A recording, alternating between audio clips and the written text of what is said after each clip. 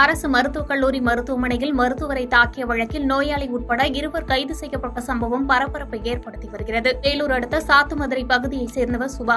இவருக்கு உடல்நலக்குறைவு காரணமாக கடந்த 7 நாட்களாக அடுக்கம்பாறையில் உள்ள வேலூர் அரசு மருத்துவக் கல்லூரி மருத்துவமனையில் பெண்கள் சிகிச்சை வார்டில் அனுமதிக்கப்பட்டு சிகிச்சை பெற்று வருகிறார். இந்நிலையில் நேற்று மாலை இவரை காண ஆண் உறவினர் ஒருவர் வந்துள்ளார்.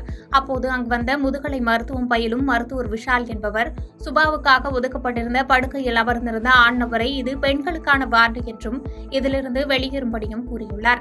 இதனால் இருவருக்கும் மத்தியில் வாக்குவாதம் முற்றியுள்ளது. இதில் ஒருவரை ஒருவர் சரமாரியாக தாக்கிக் கொண்டுள்ளனர். இதனை பார்த்த நோயாளி சுபா இருவரை தடுக்க முயன்றபோது மருத்துவர் சுபாவை அறைந்ததாக கூறப்படுகிறது. இதனால் ஆத்திரமடைந்த சுபாவும் மருத்துவரை தாக்கியுள்ளார்.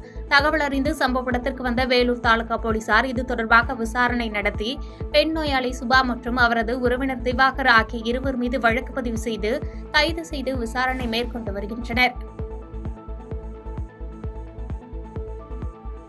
பாதகம் செய்பவரை கண்டால் நாம் பயங்கொள்ளலாகாது பாப்பா.